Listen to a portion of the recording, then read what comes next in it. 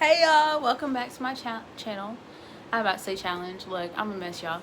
But anyway, it's video number 212.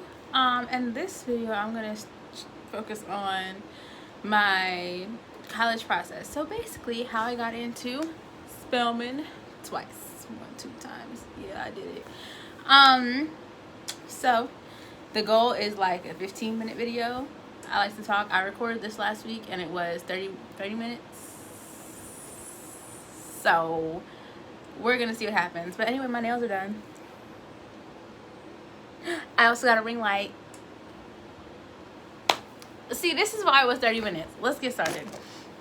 So how my college process go? Basically, before you go to college, you gotta go to high school, right? So I went to high school. I went to high school in Georgia. I'm not gonna tell you what city. I'm about to say state, but I literally chose Georgia because some of y'all are stalkers. But anyway, I went to school in Georgia, and I'd moved to Georgia when I went to high school. So that's like a little backstory. I didn't grow up here. I grew up in New Jersey, South Jersey, and moved here for high school. So let me preface all of this by saying, if I stayed in Jersey, it would not be the same. Like, curriculum across the country is different, options across the country are different, all that good stuff. So with that disclaimer out the way, high school. So in high school, I'm always a pretty ambitious person. Like, I've always been that way. But I think I was a little more chill in my earlier years because I was still getting to know people and all that good stuff. So my first year, I was encouraged by my mother to get, involved in clubs and stuff. So I did join a few. I'm gonna tell y'all right now, I don't know how many clubs I joined. I don't remember really what clubs I joined. It's written down somewhere. No clue. However, if you want to know that bad, let me know. I guess I'll tell you. Anyway, I joined a few clubs my first year. That was like, I got there too late to register for all the good classes, so I just kind of took the regular stuff. And I don't think I went into like gifted classes until my sophomore year, because like I said, I got there late. That was freshman year. I was coasting. I was easy. I was in chorus. That was pretty much like the only notable thing. Sophomore year was when I took my first AP class. I took AP Hug, Human Geography. And it wasn't a hard class. Like, at the time, it was considered a freshman course. But, I wanted to try an AP. I was like, what is this? So I did AP Hug. At the end of the year, I got a 3 on the exam. Whoop-de-doo. And I think that's it for sophomore year. Like I said, very easy years. Junior year now. Oh, sophomore year, I joined the track team as a manager. Not a runner. Yeah, y'all heard track team, you're like, oh my gosh, you ran? No, I was a manager. And I started that my sophomore year. Okay, so right after sophomore year, the summer before junior year, I started dual enrolling at Clayton State University. And there I took probably 16 to 18 courses over those 2 years. So when not me shaking the phone. I'm not editing that out either. But yeah, 16 to 18 courses. I was coasting through that. I really took the first few semesters was like 1 or 2 classes a semester. So that summer, that fall, and probably that spring too. And then I bumped it to 3. Then I think I bumped it up to 4. So that's how I did dual enrollment.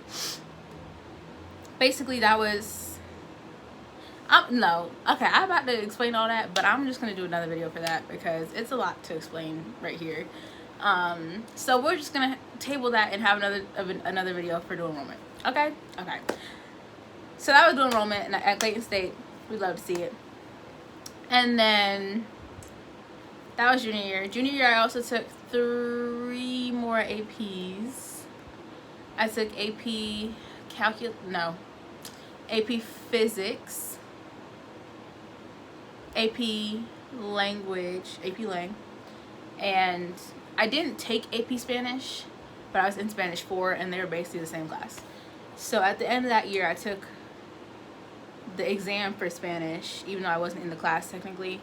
I took AP Lang and then I took AP Physics. AP Physics, I got a 2 on that. And for those of y'all that don't know, AP, Advanced Placement, done by the College Board, it's scaled 1 to 5. 1 is failure, 2 is failure, 3 is passing, 4 is great, 5 is stupendous. So I got a 2 on AP Physics. A year of work for nothing.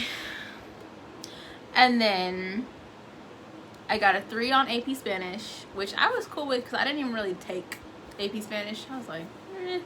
And I got a 4 on AP Lang. I was super proud of that one because I'm not an English person. I'm not a writer. I'm not anything like that. So I was very much satisfied with that one.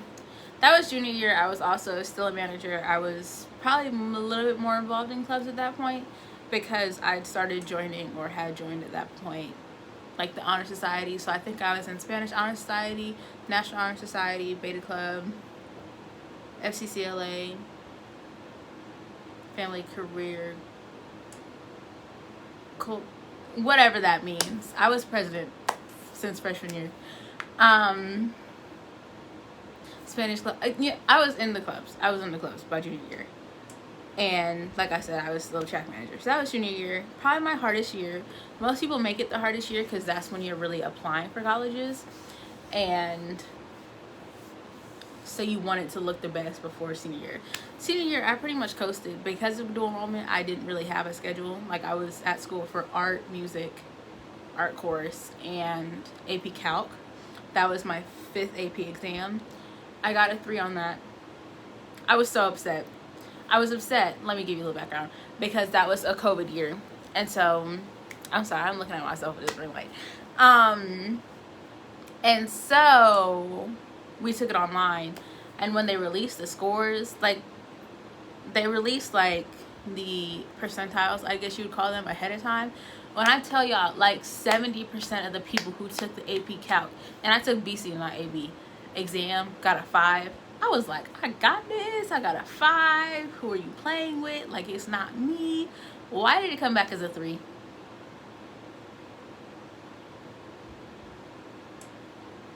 Okay. So that was senior year. And that kind of is everything. Senior year, I was still... The only thing I really added senior year was I was president of the Music Honor Society Cheyenne, which was new that year. So I just ended up getting that. Yay! So that was high school. Now let's go to the application process. In high school, I was lucky enough to get a fee waiver for the SAT. So because of that, I got a fee waiver to the Common App, which is where I got most of my applications done. Through the Common App, at least when I did it, you're allowed to apply to 20 schools. I applied to probably close to 39 schools. I think it was 39 or 40. Don't ask me why. Ask me why. It's because I didn't have to pay for it, really. So most schools have a fee application. Personally, I think that's dumb. Why would I pay to apply to the school that I want to go to, even though I might not even get in? That just... It makes no sense to me. But because I had the SAT fee waiver, I don't know why my nose itches so much. Because I had the fee waiver, I didn't have to pay for those 20 Common App schools. And because I didn't have to pay for them, I was like, okay, cool, I'll just apply. And I can't tell you what schools I applied to, not off the top of my head. They're all going to be in the, well, let me say, all the ones I got accepted to are going to be in the thumbnail. I forgot what it's called for a minute. So if you want to look look at it and see where I applied and where I got into, that's fine. I will say that the only 2 schools that I did not get into are were Emory in Atlanta and Tulane somewhere out. Is that Midwest? I don't even know. But both of them waitlisted me. And I think after the wait list, Emory declined me, and I declined I declined. Yes, Tulane. So yeah, I think those are the only 2 that I got rejected from. And yeah, so those are the schools. The other ones that didn't make up those 20 from the Common App, I did mostly, like I said, free. A lot of schools have those, like, apply in September, apply for free, or like, you know, free fee waiver for this month, or, you know, sometimes you just email them, they'll give you a fee waiver. So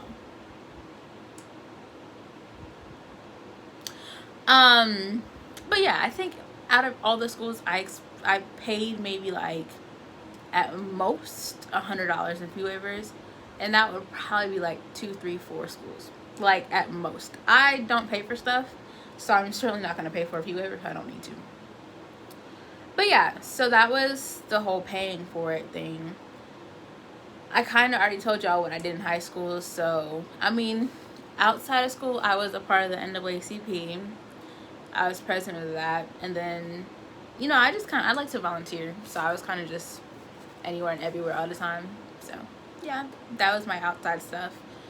But yeah, so when it comes to applying, my personal statement was about me, and it was about my age and how that has affected me in high school, you know, going through all that, and how I would use it, you know, to my advantage going into college and into the workforce. So for those of you that don't know, I did put it in the last video, but I am 18 and I am a junior at Spelman. So obviously I'm a little bit younger than everybody else, and I wrote about that. So my personal statement clearly struck a chord with a few people because I did get in. And then my letters of recommendation were, I think my counselor did one, and the advisor of FCCLA, which is the club I was president for all 4 years of high school. I think she did my other one. She and I were really tight. But yeah, so that was the college application process. I will say Spelman was my #1 choice, obviously. And because of that, I focused most, if not all, well, I won't say all, most of my attention went to Spelman. So I did apply early action for Spelman. I wanted to do early decision, but my parents were against it. Looking back, they were right. But yeah, so my personal statement when I wrote it, it was really for Spelman. Like, I wrote it with the intention of giving it to the Spelman admissions. And everyone else just happened to get it. But that was the one deadline that I was like on it for, because, you know, Spelman was my dream school, obviously, and I wanted to get in. So I wanted to make sure I had everything in on time, no questions. So I did that. I applied early action, and I think December 22nd. Was it? Hold on. What is the 26th? I don't remember. We're gonna get to this in a minute. But whatever December day, I think it was the 23rd, December 23rd, 2019, is when I got the email saying that I was accepted into the 139th class at Spelman College. I think it was 139. Y'all can do the math. But anyway, that was Spelman, and that was the first time. So what I did not say is when I did dual enroll, that helped me become a 2-time 2020 graduate. I keep saying number 2. I don't know why. So, ooh, I shook my charger. Anyway, in May 2020, I graduated high school with my diploma. I have props today, guys. This is my diploma. Ooh. This is my diploma. I'm playing like this is not literally on my Instagram. But yeah, this is my diploma. Got this May 22nd, 2020. And virtual graduation. We love that. Never got to really walk across stage. We did get to walk across stage in November, but child, it was cold. So, did we really? I don't think so. Anyway, in December 2020, I graduated from Clayton State with my associate's degree.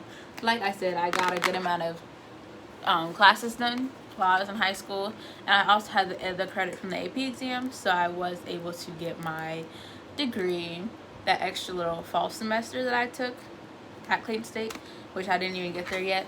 I got this, yay! And honestly, I'm pretty sure I was supposed to get an Associates of Science, not Arts, but look, the bridge has been crossed. It's too late now. So this is my degree.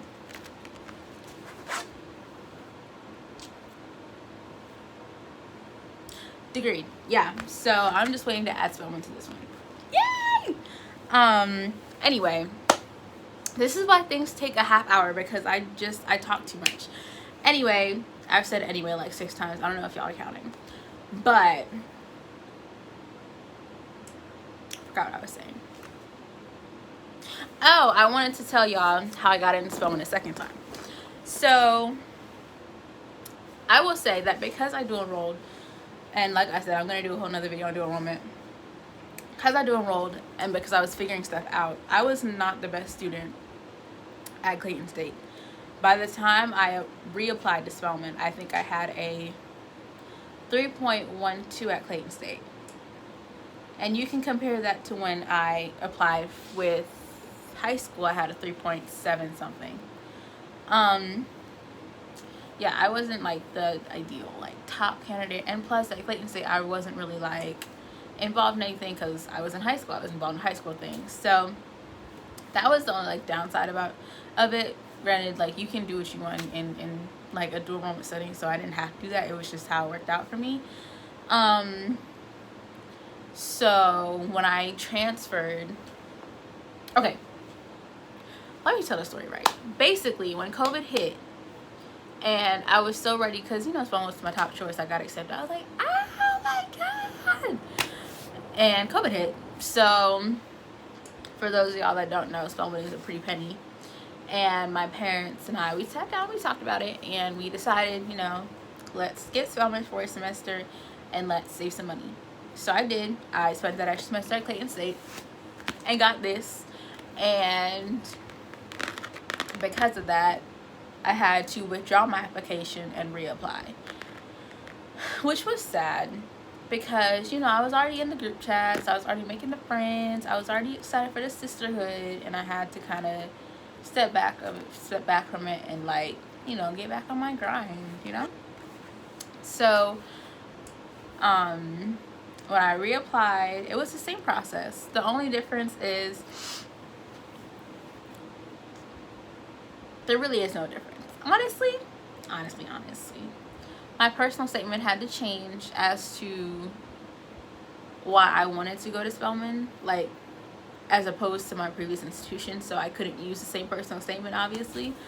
And it was a little bit harder getting those letters of recommendation because I didn't know anybody at Clayton State. I knew my dual enrollment advisor and then, like, I guess my professors, but I did most of my classes online, so I really didn't know them. So that was the only like difference that I saw with the application process. It was just a little more difficult, and I was a lot more like worried because, like I said, I had a 3.1, and you know, spelman uses the holistic view, but realistically, all colleges want to see your grades and they want to make sure that you're a good student. So that's also something I had to explain in my personal statement, that me using my time at Clayton State was me doing my trial and error, trying to figure out what works for me in classes and all that good stuff. And so that's why my grades weren't top notch. I'm sorry, I just noticed I did that by accident. So yeah, that was that. And I submitted my application. I think the deadline is like November 1st or something, October 1st. Something like that, for the spring semester, because I knew I wasn't trying to come in the fall. So I did it for the spring semester, and that time I did get my acceptance on December 22nd, 2020. I remember because it was all the twos. Yeah, that one I definitely remember. and that was like a breath, like a sigh of relief, because I was like, I made it back in. Like, I have nothing else to worry about, because, you know, I really wanted to go here. And at Clayton State that semester, luckily, I took 18 hours. So I was like 6 classes, I think, and I got a 4.0. So that brought my GPA up to a 3.34 right before I got to Spelman. So that made me at least feel better. But yeah, so that's pretty much all I really had in terms of like my college process. I'm like pretty open about it because life is hard out here for pimps. So, you know, if y'all have any questions, comment them down below. I may do like a part 2. Obviously, this one is now 22 minutes long, and I tried to go for 15, but I lied to myself. At least it's not 30 like the last one. But yeah, if y'all have like genuine questions, you can comment them down below, and I'll do a part 2 or something. I don't think I said this last one, but I'm gonna try and upload on Wednesdays. Last Wednesday I was going through a lot. Like, last week was a week, honestly, so I just didn't upload it. And I didn't even like the video. I was like, what the heck? This is the same video, but I just didn't like that one. So I uploaded this week, and yeah.